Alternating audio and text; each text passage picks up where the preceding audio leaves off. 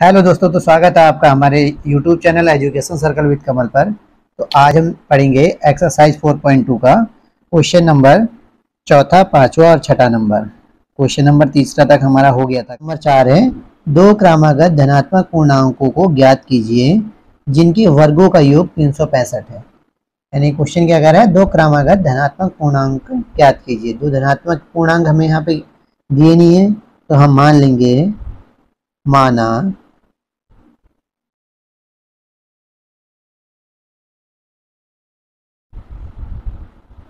पहली क्रमागत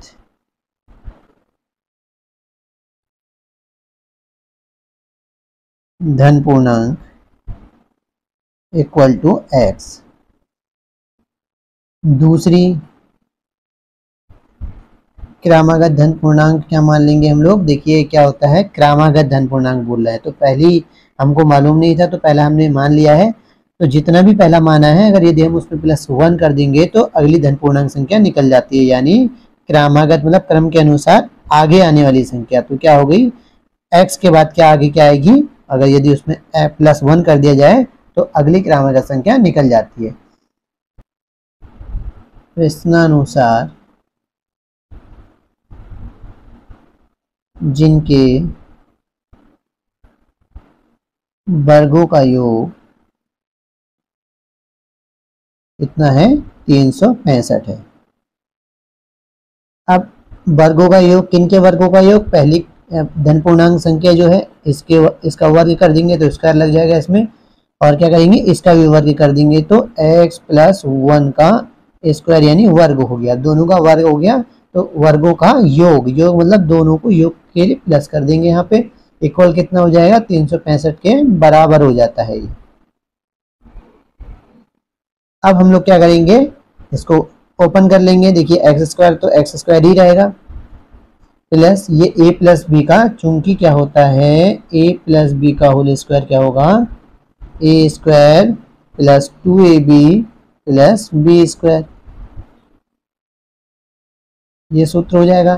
तो इससे हम लोग इसको खोल लेंगे। देखिए यानी a+b अगर हम लोग इसको मानेंगे a+b तो इस फॉर्म में खोल लेंगे, यानी a², a की जगह x है तो x² हो जाएगा, +2 इंटू a की वैल्यू x है, इंटू b की जगह क्या है 1 है, प्लस b² यानी 1 का स्क्वायर बराबर 365। x² plus x² plus 2x और 2 बन जाए 2 यानी 2x रहेगा यहाँ पे, प्लस 1 की पावर 2 है तो इसको ओपन करेंगे तो 1 ही रहेगा, इक्वल टू 365। अब देखिए x² कितना हो जाएगा, 2x² हो जाएगा, प्लस का 2x, ये प्लस का 1 है, इसको इधर लाएंगे तो माइनस का 365 हो जाएगा, इक्वल 0 बचेगा उस साइड को। 2x² plus 2x plus minus minus 365 में से 1 चला जाएगा तो माइनस का 364 इक्वल टू 0। अब देखिए ये हमको क्या प्राप्त हो गई है, द्विघात समीकरण प्राप्त हो गया है, क्योंकि x चर की उच्चतम घात 2 है। अब हम इसमें क्या करेंगे, जहां द्विघात समीकरण बन जाता है वहां मूल ज्ञात करने के लिए हम क्या करते हैं, गुणनखंड विधि से हल करते हैं। लेकिन उससे पहले यहाँ देखिए कि कॉमन आ रहा है, अगर हम 2 कॉमन निकालने तो यही द्विघात समीकरण क्या हो जाएगा, छोटा हो जाएगा, x² हो जाएगा, प्लस 2 बाहर आ गया है तो x हो गया, माइनस 2 1 कम 2 बचा 1, 2 अट्ठे 16 और 2 दूना 4, तो 182 बराबर 0। ये मल्टीप्लाई में है यहाँ 2, x² प्लस x माइनस का 182 बराबर गुणा में है, यहाँ 0 के बट्टे में जाएगा तो क्या बन जाएगा, 0 बन जाएगा।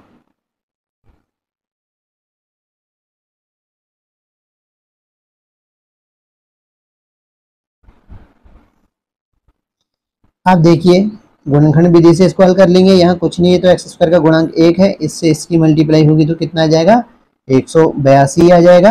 182 को हम लोगों को इस प्रकार तोड़ना है, संख्या बड़ी हो गई, अगर ये कोई छोटी संख्या होती है हम तो इसका क्या करते हैं, गुणनखंडी के रूप में इसको लिख देते हैं। एलसीएम निकाल लेंगे, 2 निमा 18 और 2 एकम 2, ये 2 से चला जाएगा, देखते हैं 2 3 6 7 8 9, 2 से नहीं जाएगा, 3 से देखते हैं, 3 3 9 नहीं आ रहा है, फिर देखेंगे हम 7 से जा रहा है क्या, 7 एकम 7 8 9, 7 से चला जाएगा, देखिए 7 एकम 7 8 9 2 यहाँ लगा तो 21 हो गया, 7 या 21, 13 एकम 13। यानी हमारा प्रोसेस वही रहता है, क्या रहेगा कि जोड़ने या घटाने पे मिडिल वाली संख्या नहीं चाहिए। दो संख्याओं का ऐसा गुणनखंड ढूंढेंगे हम, फैक्टराइजेशन करेंगे कि उन दोनों को जोड़ने या घटाने पे ये वाली मिडिल वाली संख्या बन जाए। अब देखिए ये तो 3 संख्या हो रही है, इनको हम 2 बनाना पड़ेगा हमको, तो 7 दूना 14 कर लेते हैं। चलिए इसको देखते हैं एक बार, 14 इंटू 13 बराबर, देखिए मल्टीप्लाई करेंगे तो 182 आएगा, क्योंकि फैक्टराइजेशन इसी का है ये। और इसको जोड़ेंगे तो संख्या ज्यादा आ जाएगी, 13 दूना 26 और 1 27, यानी जोड़ने पे तो नहीं आ रहा है, घटा के देखते हैं। 14 में से अगर 13 करेंगे तो कितना आ जाएगा, 1 आ जाएगा। यानी देखो दोनों को मल्टीप्लाई करने में 182 भी बन रहा है और 14 से 13 को घटाने पे 1 भी बन रहा है, यानी ये संख्या हमारी बन गई।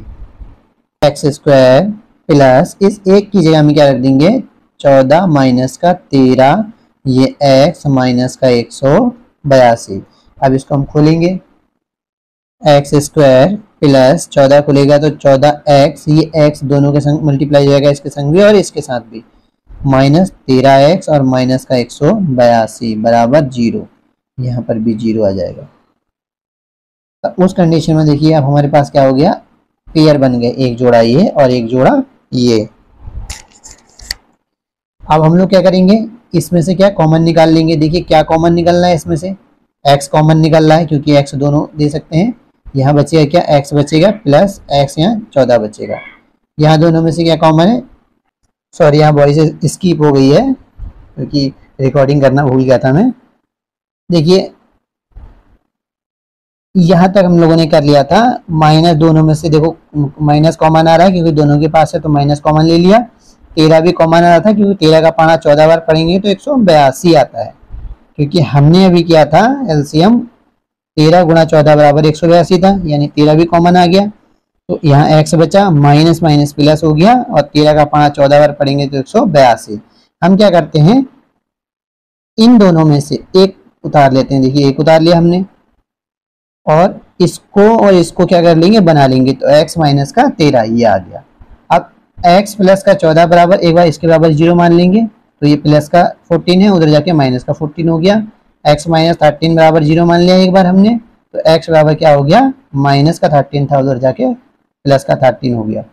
अब देखिए दो वैल्यू आ रही है, जो x के दो मूल आ रहे हैं, लेकिन हम ऋणात्मक की वैल्यू कभी भी मान्य नहीं होती है आंसर के लिए, तो हम इसको नहीं मानेंगे। यानी पहली क्रमांक संख्या क्या, 13, और दूसरी क्रमांक संख्या क्या हो जाएगी, 13 को यहाँ पुट करेंगे तो 13 प्लस 1 कितना हो जाएगा, 14। तो ये हमारा आंसर आ गया है। अब नेक्स्ट क्वेश्चन करते हैं। एक समकोण त्रिभुज की ऊंचाई इसके आधार से 7 सेंटीमीटर कम है, यानी क्या है, ऊंचाई दे रखी है बट क्या है, इनडायरेक्टली दे रखी है, इसके आधार से 7 सेंटीमीटर कम है। यानी पहले हमें क्या करना पड़ेगा, आधार ज्ञात करना पड़ेगा, क्योंकि आधार की वैल्यू बिल्कुल भी नहीं दे रखी है, देखिए यहाँ पे, और ऊंचाई की इनडायरेक्टली दे रखी है कि आधार से 7 सेंटीमीटर कम हो जाएगी। यदि कर्ण 13 सेंटीमीटर का हो तो अन्य दो भुजाएं ज्ञात कीजिए, यानी समकोण है। अब क्या करेंगे हम, देखिए एक समकोण त्रिभुज की, तो हमें ये पता है ये क्या होती है, ऊंचाई होती है, और ये क्या हो जाएगा, बेस हो जाएगा इसका, यानी आधार हो जाएगा, और ये क्या हो जाएगा, कर्ण हो जाएगा, ये हम लोग जानते हैं। तो कह रहा है ऊंचाई इसके आधार से 7 सेंटीमीटर कम है, आधार की कोई वैल्यू नहीं दे रखी, तो मान लेते हैं, माना आधार को x मान लिया सपोज करो हमने, तो ऊंचाई इसके आधार से 7 सेंटीमीटर कम है, यानी आधार से 7 सेंटीमीटर कम कर देंगे, यानी आधार कितना x है, -7 कर देंगे कम, तो ये किसका हो जाएगा, ऊंचाई का हो जाएगा। देखिए, और कर्ण दे रखी है कितना है, 13 सेंटीमीटर। पूरा क्वेश्चन जो है हमारा सिर्फ एक इस डायग्राम पे हल हो गया है। बस ये जो हमने डायग्राम में यहाँ लिखा है उस वही जो है हम यहाँ पे थ्योरेटिकल वे में लिखेंगे। माना यहाँ पे हमको क्या दे रखी है, ऊंचाई तो दे रखी है लेकिन आधार नहीं दे रखा है। माना आधार की भुजा बराबर x सेंटीमीटर है, हमने मान लिया, और ऊंचाई क्या है, तो यहाँ लिख लेंगे ऊंचाई आधार से 7 सेंटीमीटर कम है, ये प्रश्नानुसार है। तो ऊंचाई बराबर हो जाएगी आधार से आधार की जो है लंबाई x सेंटीमीटर है उससे 7 सेंटीमीटर कम के लिए हम माइनस कर देते हैं कि जितना भी इसका हो जाएगा इससे क्या होगा 7 सेंटीमीटर घटा देंगे। तो ये किसकी हो गई, ऊंचाई की हो गई। अब कर्ण दे रखा है, देखो दिया है कर्ण बराबर 13 सेंटीमीटर। अब हमें पता है कि इसका सूत्र क्या होता है, पाइथागोरस प्रमेय लगा देंगे। पाइथागोरस प्रमेय से, पाइथागोरस प्रमेय मैं आगे आपको समझाऊंगा किसी दिन, किसी वीडियो पर समझाऊंगा।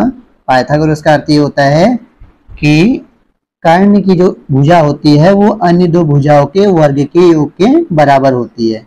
यानी इसका सूत्र क्या हो जाता है, कर्ण का स्क्वायर अन्य दो भुजा कौन सी हैं, बराबर होगा, सॉरी, अन्य दो भुजा कौन सी है, एक तो ऊंचाई है और एक आधार है।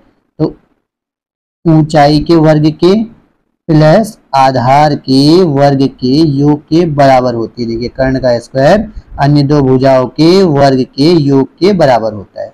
तो अब हम लोग क्या करेंगे, कर्ण का मान रख देंगे यहाँ पे 13 बराबर ऊंचाई क्या हो जाएगी हमारे लिए x माइनस का 7 का स्क्वायर प्लस आधार क्या है x स्क्वायर। देखिए 12 है यानी, और 12 से 7 को कम कर दोगे क्योंकि यहाँ बोला था, यहाँ 12 रखोगे 7 कम हो जाएगा इसमें से, तो ये कितना बचेगा 5 बचेगा। तो अन्य दो भुजाओं का मान भी हमें ज्ञात हो गया है। नंबर 6 है 69, ये हमें याद भी होना चाहिए, और इस 13 की 13 से मल्टीप्लाई करोगे तो कितना जाएगा 169 इक्वल, देखिए यहाँ सूत्र कौन सा लग रहा है, a माइनस बी का होल स्क्वायर बराबर,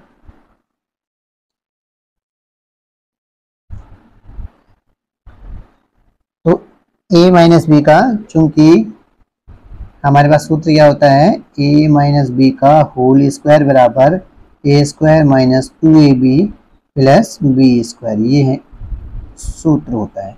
तो इसी सूत्र को देखो, ये जो रूप में दिखाई दे रहा है हम लोग क्या है इस फॉर्म में लिख देंगे। तो a स्क्वायर यानी x का स्क्वायर माइनस 2 इंटू a की जगह x है इंटू b की जगह क्या हो जाएगा 7 प्लस x, सॉरी b का स्क्वायर है यानी 7 का स्क्वायर हो जाएगा प्लस x स्क्वायर जो क्वेश्चन में दे रखा है। 169 equal to x square minus 7 दूना कितना हो जाएगा 14x प्लस 7 सत्ते 49, यानी 7 का स्क्वायर का मतलब ये होता है 7 की पावर 2 का मतलब होता है 7 दो बार गुणा होगा तो 2 7 सत्ते 49 प्लस x स्क्वायर। देखिए 169 है, संख्या को हम इधर ही ले लेते हैं, यहाँ लेके हल कर लेंगे। इक्वल के उधर प्लस का 49 है, यहाँ ले आएंगे तो माइनस का 49 हो जाएगा इक्वल टू x, देखिए प्लस प्लस प्लस रहेंगे तो 2x स्क्वायर और ये माइनस का 14x। अब इनको यहाँ घटा लेंगे, 9 में से 9 गया तो 0 हो जाएगा, 16 में से 4 गया तो 12, 120 बराबर 2x स्क्वायर माइनस 14x। अब हम जो है इसको सीक्वेंस में बैठा लेंगे। सीक्वेंस में बैठाने का अर्थ ये है, पहले तो हम लोग जो है लेफ्ट हैंड राइट ले लेते हैं, इसको लेफ्ट हैंड साइड ले लेंगे, 2x स्क्वायर है माइनस 14x है इक्वल, इसको उधर ले लिया हमने। देखिए अभी हम लोग क्या कर सकते हैं, 2x square minus 14x equal के उधर 120 है, इसको यहाँ ले आएंगे तो माइनस का 120 बराबर 0। क्योंकि हमने ऐसा, क्योंकि ये द्विघात समीकरण बननी थी और द्विघात समीकरण का जो एक्चुअल फॉर्मेट होती है वो क्या होती है ax square plus bx plus c बराबर 0। ये जो है व्यापक समीकरण होता है किसका, द्विघात समीकरण का। इसलिए हमने जो c था ये माइनस का 120 इसको इधर ले लिया। अब देखिए यहाँ कॉमन निकल रहा है, छोटा हो जाएगा, ये कॉमन निकल गया तो x स्क्वायर माइनस 2 सत्ते 14x माइनस 2 से 12 और 0 इक्वल टू 0। हमें क्या है मैथ में जहां कॉमन आता है, यहाँ जहाँ कट रहा है उसको काट देना चाहिए या कॉमन ले लेना चाहिए, जिससे क्वेश्चन जो है इजी हो जाता है। अब ये गुणा में है 2, ये 2 इधर आएगा, जीरो के बट्टे में तो जीरो हो जाएगा, यानी तब हमारे पास क्या बचेगा, x square minus 7x minus का 60 इक्वल टू 0। अब द्विघात समीकरण बन गया। द्विघात समीकरण का पहला स्टेप ये होता है एक्स स्क्वायर की गुणांक में जो संख्या रहती है उसकी चर पद से गुणा कर देते हैं, यानी कितना आ जाएगा 60। कितना आ गया 60 आ गया। और 60 को किस किस प्रकार से तोड़ सकते हैं, देखिए हम 12 पंजे 60, 5 12 का 60, 60 एकम 60 आ सकता है, 30 दूना 60, 15 चक्को 60। तो अन्य फैक्टराइजेशन भी हो सकते हैं जिसमें 60 आ रहा हो, लेकिन हम देखते हैं इसमें कि आ रहा है या नहीं, नहीं तो और आगे ट्राई करेंगे।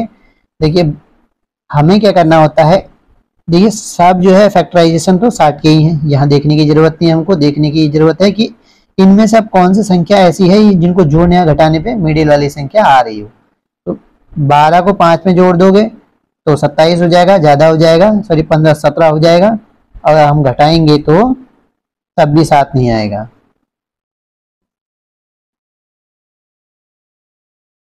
सॉरी देखिए अगर इनमें क्या करेंगे, 12 में से 5 को जोड़ देंगे तो 17 हो जाएगा, 12 में से अगर 5 को घटा देंगे तो यहाँ पे कितना आ रहा है 7 आ जा रहा है, यानी 7 5 कितना होता है 12 होता है।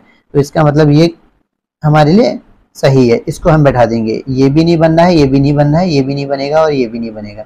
तो हम क्या कर लेंगे, यहाँ पे देखिए एक्स स्क्वायर माइनस 7 को क्या लिख सकते हैं 12 माइनस का 5 एक्स, ये वाला माइनस 60 इक्वल टू 0। आप एक्स स्क्वायर ब्रैकेट खोलेंगे तो माइनस भी अंदर इंटू होगा और ये एक्स भी दोनों के साथ इंटू होगा, तो माइनस का 12 ये वाला एक्स, अब minus minus plus 5x minus 60 equal to 0। 1 pair और second pair, first second pair बन गए हैं। अब हम लोग क्या करेंगे, इनमें कॉमन निकाल लेंगे। कॉमन क्या आ जाएगा, देखिए हमारे पास x कॉमन आ रहा है तो x माइनस का यहाँ कितना बचेगा 12, प्लस यहाँ कितना कॉमन आ रहा है, देखिए 5 कॉमन आ रहा है तो x माइनस 12 पंजे 60 हो जाता है, इसलिए 12 का पढ़ा 5 का पढ़ा 12 बार पढ़ेंगे तो कितना आ जाएगा 60 आ जाएगा बराबर 0। देखिए ये दोनों सेम है, इसका अर्थ क्वेश्चन हमारा सही है। तो इस दोनों में से एक को उतार लेते हैं, इसको और इसको हम बना लेंगे, यानी x प्लस का 5 हो जाएगा बराबर 0।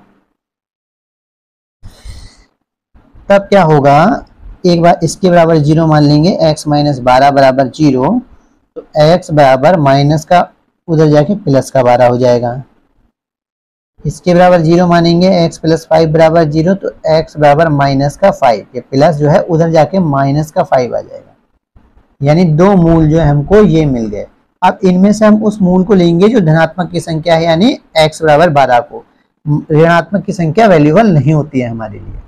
तो तब उस कंडीशन में आधार की भुजा क्या हो जाएगी, देखिए आधार की भुजा आ गई, यानी 12 होगी है, और 12 में से 7 घट जाएगा तो यहाँ कितना बचेगा 5, मतलब क्या हो जाएगी 7 कम, 7 का मतलब ऊंचाई 5 हो जाएगी। एक कुटीर उद्योग एक दिन में कुछ बर्तनों का निर्माण करता है। कुटीर उद्योग यानी कोई छोटा मोटा उद्योग है जो हम घर में कर सकते हैं, जैसे सिलाई कढ़ाई बुनाई या बर्तन बनाना घर में। कह रहा है एक दिन में कुछ बर्तनों का निर्माण करता है। एक विशेष दिन यह देखा गया कि प्रत्येक नग की निर्माण लागत रुपए में उस दिन के निर्माण किए गए बर्तनों की संख्या के दुगने से 3 अधिक है। यानी एक विशेष दिन का अर्थ यह है कि एक विशेष दिन उसने नोटिस किया कि उस दिन जितने बर्तन बने हैं उस दिन के निर्माण किए गए बर्तनों की संख्या से दुगने से 3 अधिक है। यदि उस दिन की कुल निर्माण लागत 90 रुपए थी तो निर्मित बर्तनों की संख्या और प्रत्येक नग की लागत ज्ञात कीजिए। तो हमें क्या करना है, उस दिन जो है निर्मित बर्तनों की संख्या ज्ञात करनी है और प्रत्येक नग की लागत ज्ञात करनी है। विशेष दिन, जो विशेष दिन की बात कही गई है यहाँ पे, बर्तन तो वो रोज बनाता है लेकिन एक विशेष दिन उसने नोटिस किया, माना उस विशेष दिन में निर्मित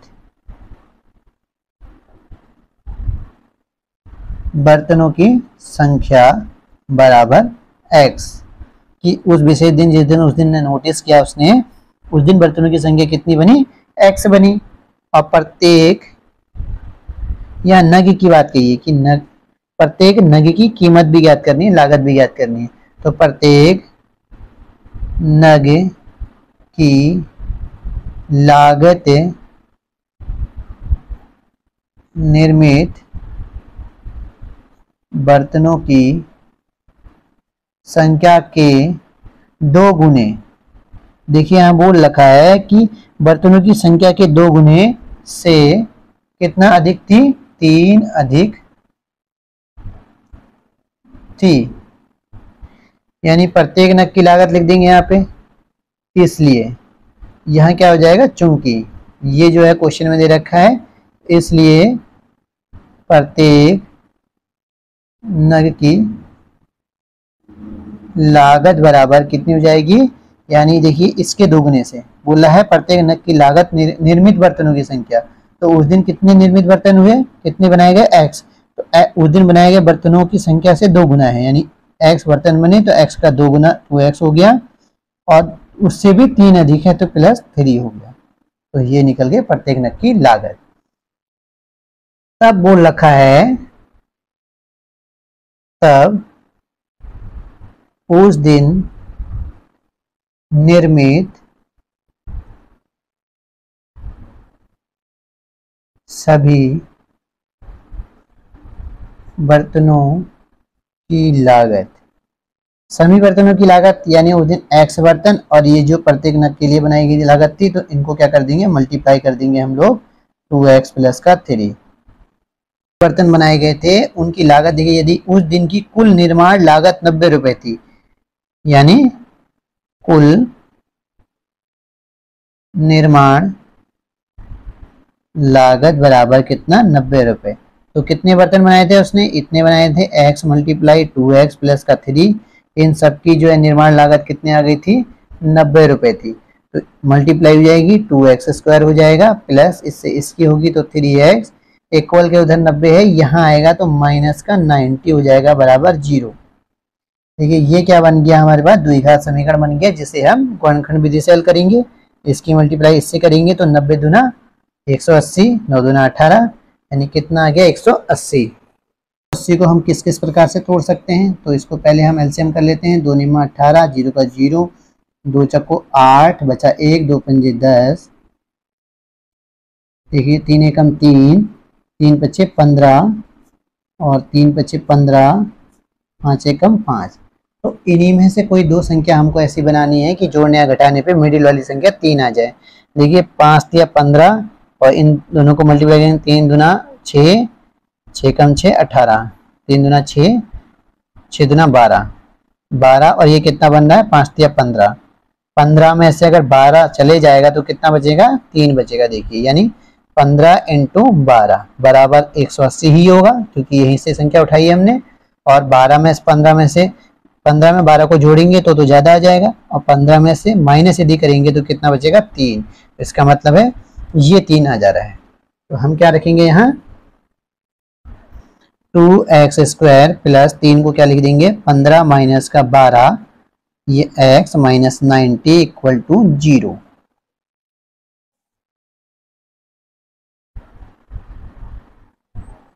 टू एक्स स्क्वायर प्लस ये ब्रैकेट हटेगा तो 15x - 12x - 90 = 0, पहला और ये दूसरा पेयर बन गया है। अब इन पेयरों में से हम लोग क्या करेंगे, देखिए कॉमन निकालेंगे तो x कॉमन आ गया है, तो यहाँ कितना बचेगा, 2x + 15। इन दोनों में देखिए माइनस कॉमन आ रहा है सबसे पहली चीज, और दूसरी चीज क्या कॉमन आ रही है, 12। तो यहाँ से कॉमन हमारे पास 6 आ सकता है। देखिए तो 6 दूना 12, और x माइनस 6 कम 6, 6 दूना 12, तो 6 कम 6 7 8 9 30 बच गया यहाँ पे, 6 पंजे 30। देखिए 15 आ गया। कई बच्चे ये सोच रहे होंगे कि हमको अगर पता नहीं चलेगा कि 6 हमको कॉमन लेना है तो हम पता कैसे करेंगे कि 6 ही कॉमन आएगा। तो हम लोग क्या कर देंगे, ये देखेंगे कि यहाँ देखिए कितना बन रहा है, 2 बन रहा है, और हमें ये मालूम रहता है कि ये भी इक्वल आना चाहिए, तो यानी यहाँ 2 होना चाहिए, हमें पहले से पता लग गया। तो हमने क्या सोचा कि 6 दूना 12 यानी 2 बार में आ रहा है। देखिए तो 6 कॉमन ले लिया, और जब यहाँ जा रहा है तो यहाँ पे भी जाएगा ही जाएगा। तो माइनस माइनस और ये प्लस हो जाएगा, क्योंकि माइनस कॉमन ले लिया है। तो इन दोनों में से एक उतार लेंगे, 2x + 15, और इन दोनों को हम लोग क्या कर लेंगे, बना लेंगे। तो x माइनस का 6 बराबर 0। एक बार हम 2x प्लस 15 बराबर 0 मान लेंगे तो 2x equal to minus plus का है उधर जाके माइनस का 15 आ जाएगा, x इक्वल टू माइनस का 15/2। ये हो गई x की वैल्यू। x माइनस 6 बराबर 0, x बराबर ये माइनस का 6 से उधर जाके क्या हो जाएगा, प्लस का 6 हो जाएगा। तो ये हमारे पास आंसर आ गया। देखिए एक तो ऋणात्मक आंसर है, ये जो है धनात्मक है जिसको हम मानेंगे, ये ऋणात्मक आंसर को नहीं लेते हम। तो x यानी लागत निकल गई। उस विशेष दिन बर्तन कितने बनाए गए थे, 6 बर्तन बनाए थे। आई होप आप लोगों को क्वेश्चन अच्छे प्रकार से समझ में आए होंगे। यदि किसी क्वेश्चन में कोई डाउट या कोई क्वेश्चन पूछने हैं आपको तो कमेंट करके जरूर पूछिएगा, एंड वीडियो को लाइक शेयर जरूर कीजिए तथा सब्सक्राइब करना ना भूलें। Thank you.